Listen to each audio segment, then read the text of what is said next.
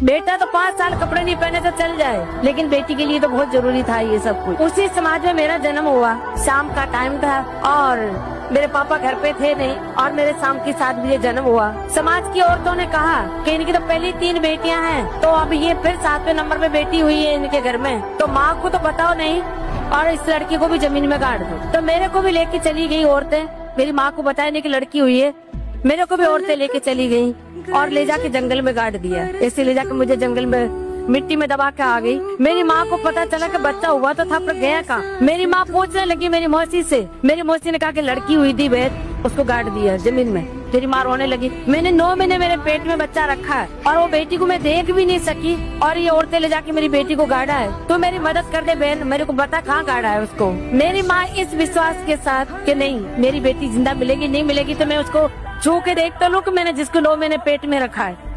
इस उम्मीद के साथ मेरी माँ चली गई जंगल में मेरी मौसी के साथ। मुझे तो खोद के निकाला तो मेरी सांसें चल रही थी और मैं मेरी माँ को जिंदा मिली। ऐसे करते करते मैं 7-8 साल की थी। उस घर में मैं डांस कर रही थी और वहाँ पे टूरिज्म डिपार्टमेंट के लोगों की नजर पड़ी। उन्होंने मुझे स्टेज तक आने का मौका दिया। जो भी मुझे देखते ये कहते कि ये लड़की बहुत आगे जाएगी, बहुत आगे जाएगी, इसमें भगवान ने वो कला दी। उस आगे आगे के चक्कर में मैं 100 पैसे कन नहीं जा। उसी आगे आगे के चक्कर में मुझे भारत सरकार ने पद्मश्री दी।